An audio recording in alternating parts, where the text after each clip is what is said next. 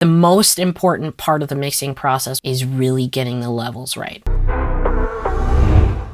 What's up guys, this is Valentina with Bigger Creations, and today we're breaking down one of my mixes. If you haven't been keeping up with me, I've been releasing a song every Friday for the last several months, so check out the song I released today, link in the description. But a few weeks ago, I showed you guys how I produced this song called Media Naranja, and today I'm going to show you how I mixed it. If you haven't heard it, I'm just going to give you a little preview of what the song sounds like, so just you get an idea what we're working with here.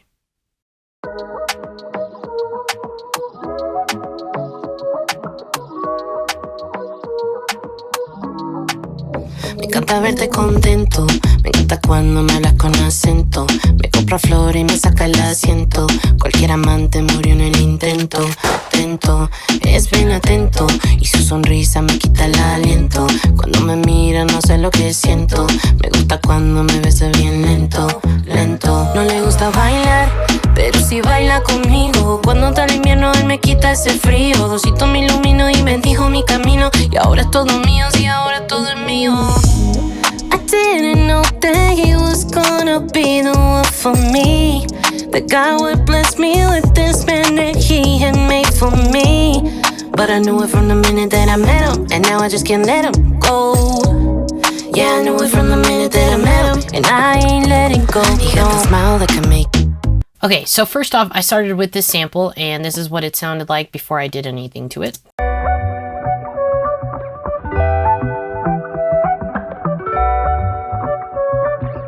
I put it down one semitone, and then I EQ'd it this way.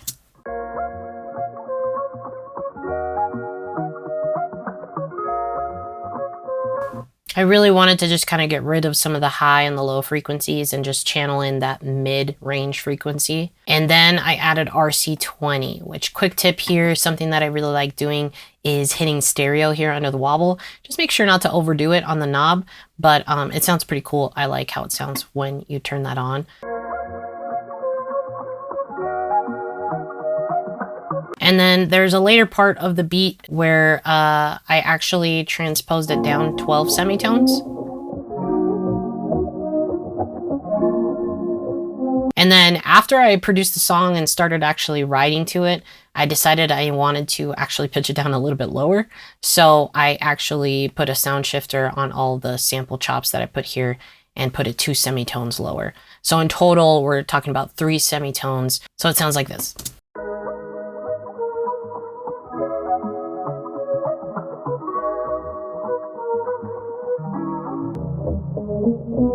Towards the end, I actually kept the higher octave, but kept some of the high frequencies in there instead of getting them out for that last chorus to hit a little bit harder.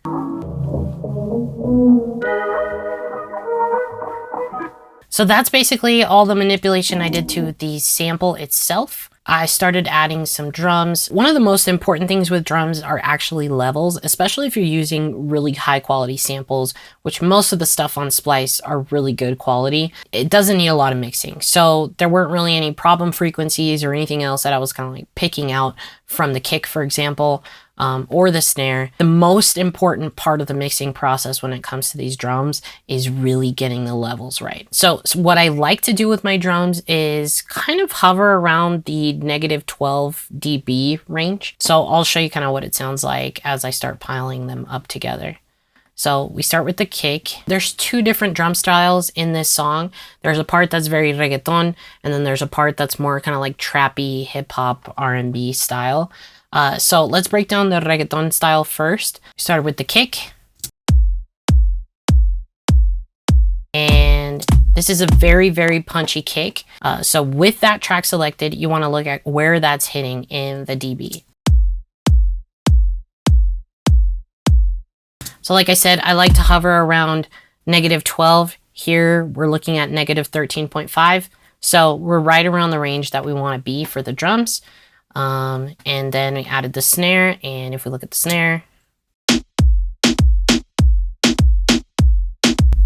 I really wanted the snare to pop. We've got that going, hitting at around -13. And then we have kind of like a percussion loop. This specific percussion loop for that section already has a kick and a snare in it, but I didn't want to use that part of it. So I'll show you what it sounds like.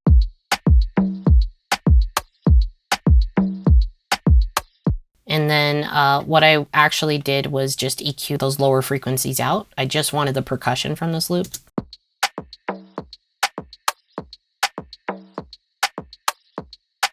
And then we added my kick and snare.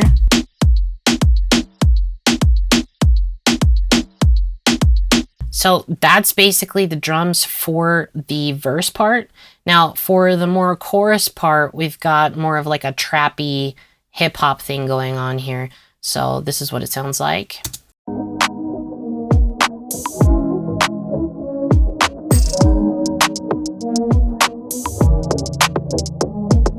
What you want to look at here are the levels. So we've got the kick. Here we're peaking at negative 12.8.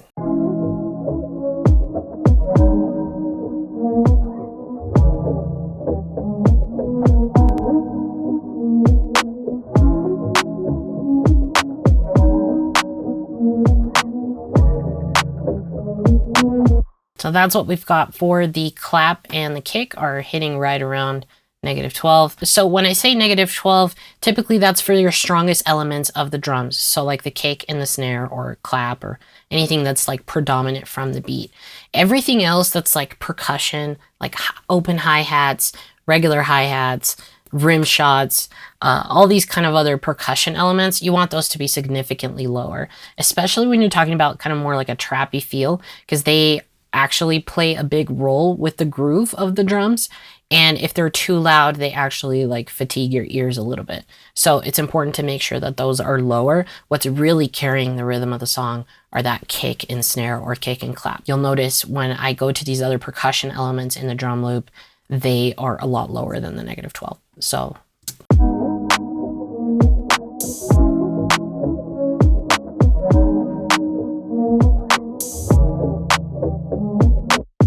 this open hat is hitting at negative 18.4. And then we've got these other ones.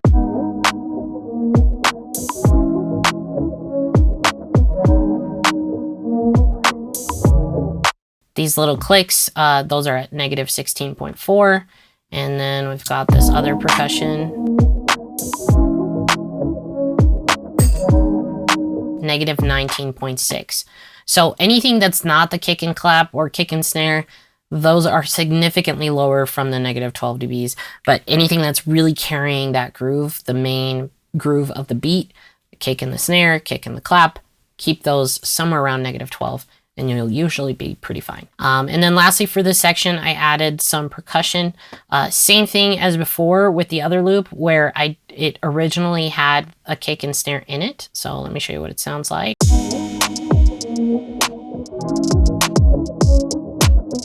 I just really wanted the percussion out of it, so I cut out all the low end there and kind of scooped it out.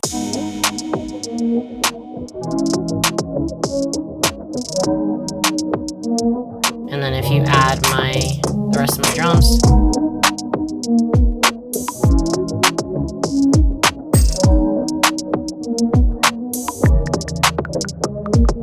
And then this little element that I put at the end of the loop, let's look at the levels there. Yeah, they're between negative 21 and negative 16. That kind of gives you an idea to have some well-balanced drums. I have my mastering chain on it right now, so let me take that off and you can see what the levels are looking like with just the sample and the drums.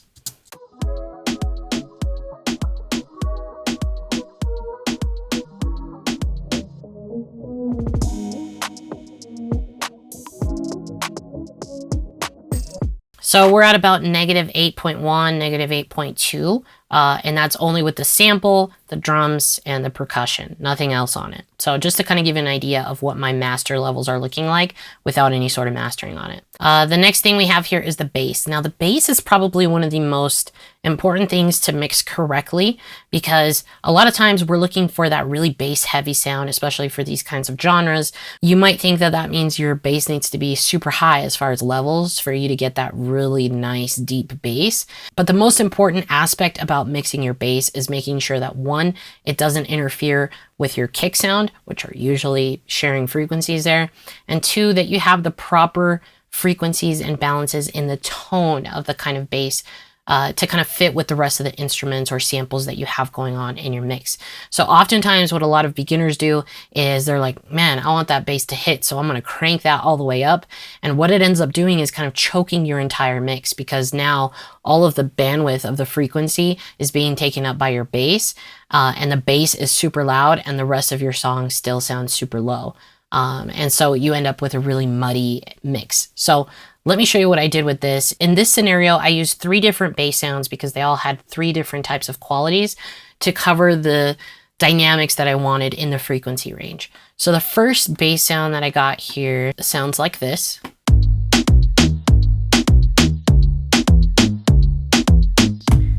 And let me show you what it sounds like without anything else, just so you can really hear what's going on with this bass sound. So this is a synth bass, and then let's look at the levels.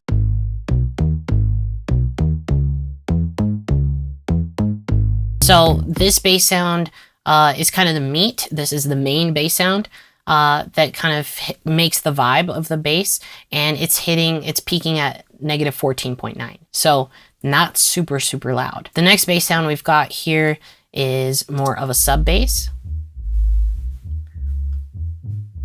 So if you're, on your phone or on smaller speakers, you're probably not going to hear this very well. But the sub bass is those really, really low frequencies that an actual sub will be able to pick up really well. Where the first sound is filling up more of the middle part of that lower frequency range, the sub is filling up that bottom part, that deeper part that makes it feel like, oh yeah, if this was playing at the club, we would really feel this bass. This one can really, really suck up your headroom. So I have this really low at -25.9. So significantly lower than the main bass sound, but together this is what they sound like, and we can look at this main meter that I bust them into to kind of see the levels.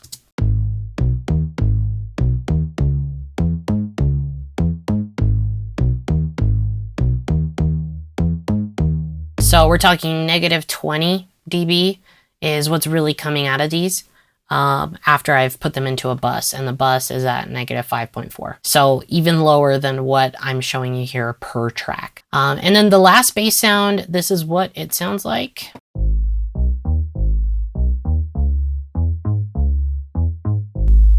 This has a little bit more of that like top end buzz that will definitely come through on, smaller devices. And that's why I've put this bass sound in conjunction with the others to kind of really fill out that bottom with the sub, the main one with those mid frequencies, and this one to kind of sizzle on the top. And so all of these together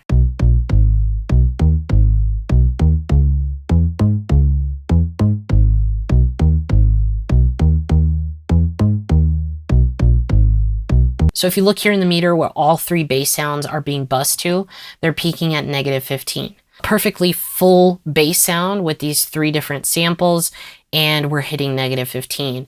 But it still feels like it has its own part, especially in the verse where there really isn't any other melody going on. It's literally just the bass and the drums. So let me play you what that sounds like by itself. And you'll see we didn't really have to crank up the bass to get that really thumpy bass sound. So I'm going to play it one more time, but I'm going to actually take out one bass sound at a time so that you can see what's actually happening and what it feels like in the mix if we remove one of these bass sounds.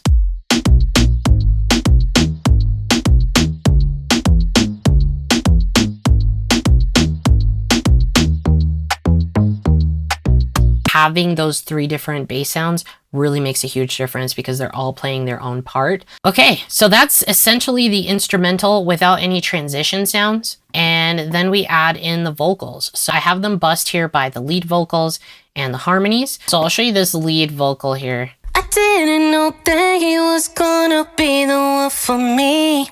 That God would bless me with this man that he had made for me. But I knew it from the minute that I met him, and now I just can't let him go. Yeah, I knew it from the minute that I met him, and I ain't letting go, no. Okay, so here's what we've got going on for that main vocal. Based off of the levels that I record my vocals, I actually always bring the gain down and gain stage it down to like -9.6. I feel like that works best for me, and that's kind of how I've mapped out all of my vocal chains to work with those kinds of levels. Then I add an NLS channel which just adds a little bit of that analog saturation coming right into it. It's really, really subtle, but it's something that I like to do. The next thing I do is I add a de-esser around the 4200 frequencies, just to really start getting some of those S's out of there. So let me show you what that sounds like. I didn't know that he was gonna be the one for me. That God would bless me with this man that he had made for me. So it's kind of hard to tell here without the full mix, but it's taking care of those frequencies. Then I add some EQ, where I take out a lot of these frequencies that I don't really like as much, and then I bump up the higher frequencies. You can kind of achieve this through some saturation on the top end or using an exciter, but I like adding some of those frequencies.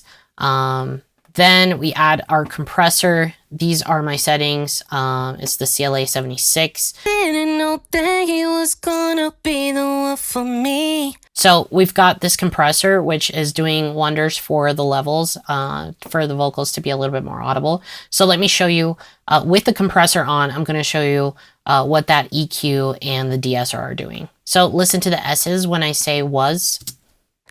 I didn't know that he was gonna be the one for me. And then without it. I didn't know that he was gonna be the one for me. So you can immediately hear what it's doing to that S sound there. And then with the EQ before. I didn't know that he was gonna be the one for me. That God would bless me with this man that he had made for me. But I knew it from the minute that I met. So it added some of that high end, which we'll address with another a higher de-esser later in the chain. But then I like to add a multi-band compressor, and I just use Logic's stock multipressor. So these are my settings here. I didn't know that he was gonna be the one for me. You'll notice a lot of the compression that's happening is in the high end because that's where I've added a lot in the EQ. So I really want to tame those highs. I didn't know that he was gonna be the one for me. That God would bless me with this man that he had made for me. Then we've got my favorite vocal compressor, RVox. If you've been watching this channel for a while, you know that this is one of my favorites. And it's a GOAT in the industry. It's just a really, really nice and simple compressor, and it adds a nice quality when you compress your vocals with it. But you can use it for other things. It doesn't have to be used for vocals. But that's kind of my main lift that's happening in the compression of these vocals. And these are my settings. I didn't know that he was gonna be the one for me. That God would bless me with this man that he had made for me. And you can add a gate here to kind of get rid of some of the noise in between. But I like to handle my breaths and stuff like that later in the chain. So we're good with that. Then we add another compressor, also from the Renaissance Waves collection. So our comp, these are the settings. But I didn't know that he was gonna be the one for me. You'll notice that this last compressor is the one that's doing that final lift to get things to really sound tight and compressed. So our comp, love it. Then I like adding some saturation in the high end. So you'll see that I just added 2 dB on the higher frequencies. So before. Didn't know that he was gonna be the one for me. That God would bless me with this man that he had made for me.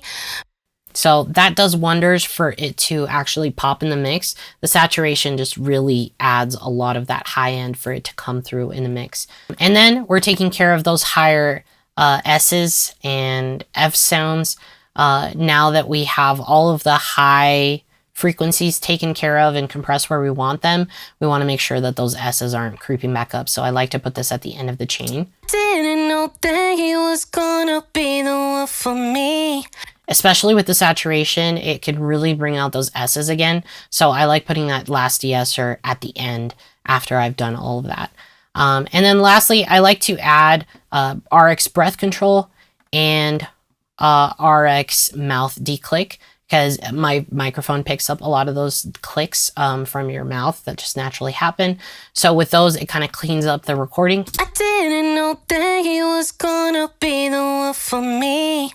That God would bless me with this man that he had made for me. but I knew it. And then besides kind of like the reverb and all of that, I put all of these into a bus.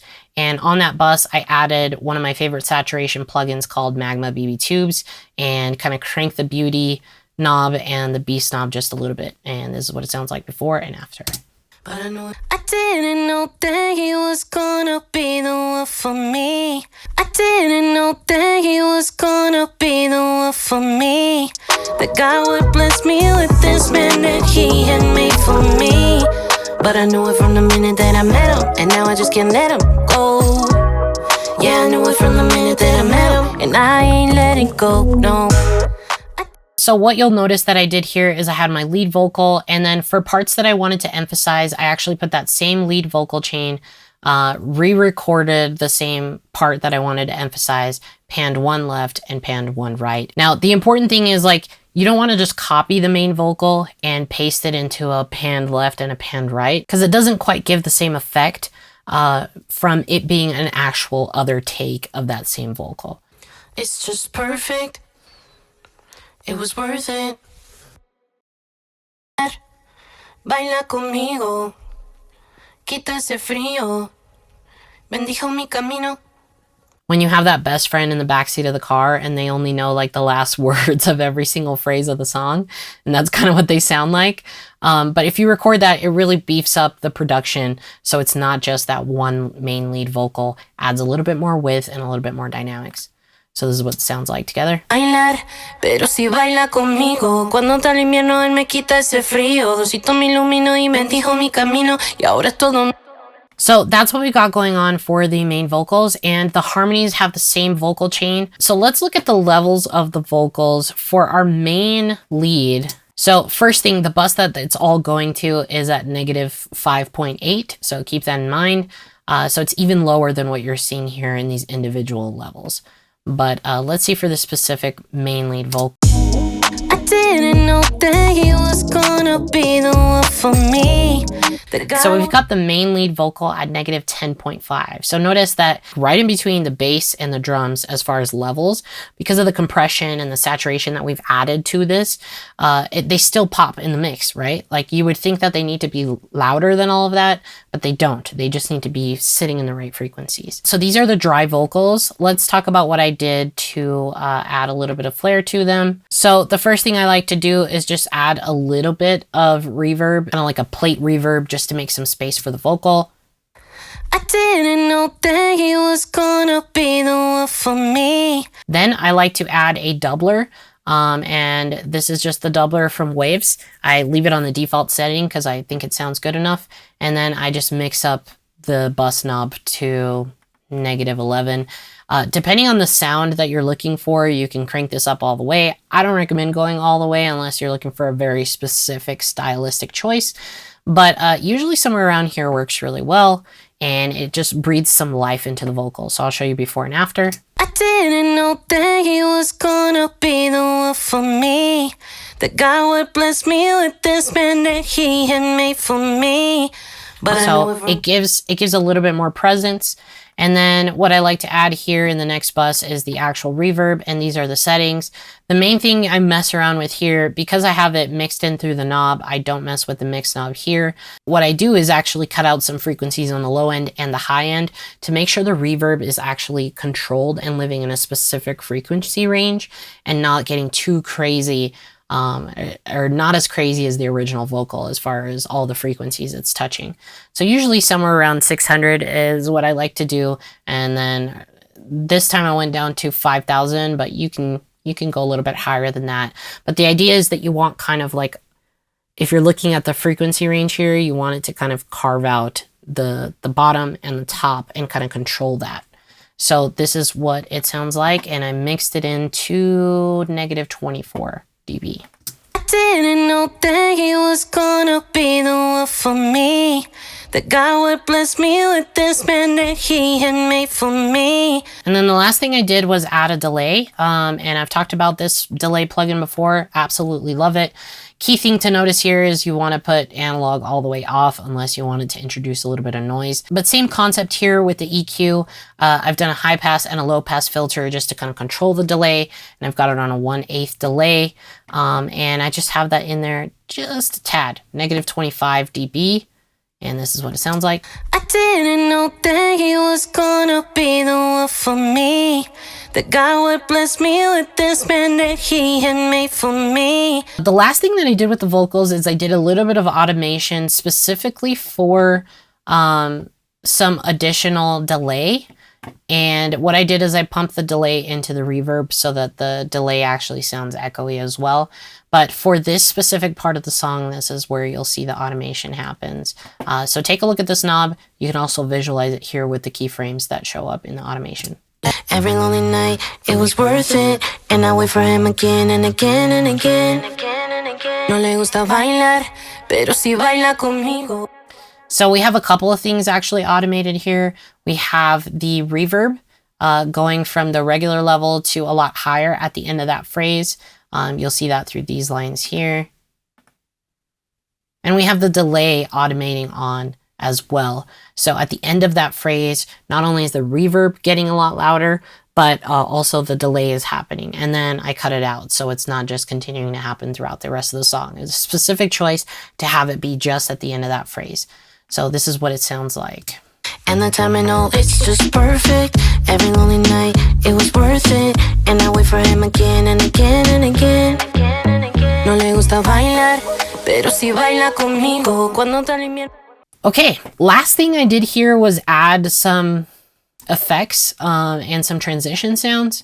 So these are pretty straightforward because I didn't do a lot of processing to them. All I did was kind of look at the levels. So take a look here, some of these effects.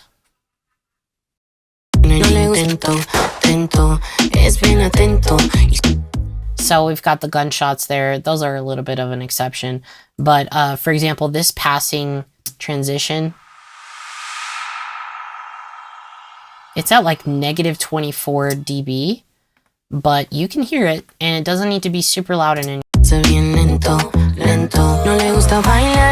Pero si baila conmigo, cuando está el invierno él me quita ese frío. Diosito me iluminó y bendijo mi camino. Y ahora es todo mío, sí, ahora todo es mío. I didn't know. Negative 21 for that whoosh transition. And then let's see, we've got this other one right here. No le gusta bailar, pero si baila conmigo, cuando está el invierno él me. Negative 25 dB for that one as well. And so I just kind of trickled those into places where I feel like a transition was needed. And it kind of just adds a little bit more of that variety into what you're listening to, and helps build up for some of those moments. So for example, in the last chorus, I do this thing in the arrangement where I actually take out the sample and all the drums and let the vocals kind of have their moment, because that's when all of the harmonies come through. And something that builds up to that is that transition of passing by. So listen to this. I didn't know that he was gonna be the one for me. The guy would. So we had everything going at once, and then all of a sudden you're left with just the vocals. And so it really gives the vocals that moment, that star moment. And you can do this with your arranging and mixing. You know, experiment with what you take out and what you put in, and what makes each time that you repeat the chorus a little bit special. In this case, it was that. And that's basically it, guys. If there's one thing you take away from this, it's leveling. Leveling is super important. Mess with the levels of every single track. And, you know, what I like to do is after I've created everything and I go into the mixing, you know, I like to mix as I go a little bit. But what I like to do is actually solo the first main component, get that to a decent level, and then start adding more of those in and start adding those to the solo chain. And then as you start adding them in, mix them in and mess with the knobs. And by the end, you'll find that you have a pretty balanced mix. Let's look at the overall levels without my mastering chain on it. I didn't know that he was gonna be the one for me. That God would bless me with this man that he had made for me. But I knew it from the minute that I met him, and now I just can't let him. So at the loudest part of my song, we have negative 4.4. That is just the mix without any mastering on it. Obviously, once you master it, it helps with boosting, you know, the perceived loudness and the actual loudness, because you'll see, you know, when I turn all this on, it's a lot louder. Take a look. Go. I didn't know that he was gonna be the one for me. The reason why I show you the difference between the levels of my mix and my master is so that you see that there's some headroom to play with, so that when I do the master, I can actually crank up the limiter to get a little bit more of that volume out of the entire mix. If you want me to break down the mastering chain, I do have a video all about this mastering chain. In fact, this is the mastering chain that I have available on my website. If you want to download it, link is in the description. But it's a great mastering chain because you can pick and choose what you want to use in there and switch your settings. But essentially, it's kind of a guideline of the types of things that you want to do in your mastering chain to get these kinds of results. So if you want me to break it down specifically for this song, because obviously settings change based off of the song that you're using, then let me know in the comments and I'll do a mastering video for this song. So there you have it, guys. I hope you enjoyed this video. Let me know if you want to see more videos like this. If there's something that I covered here that you want me to cover it in a little bit more depth, let me know in the comments. And thank you so much for watching. If you like this video, make sure to hit that thumbs up. Make sure you're subscribed so you don't miss future videos. And as always, if you ever have any questions or want to see more content, check me out on Instagram or TikTok. And follow me on Spotify if you want to hear more of these songs that I'm dropping every single Friday. Thanks for watching. Keep making beats.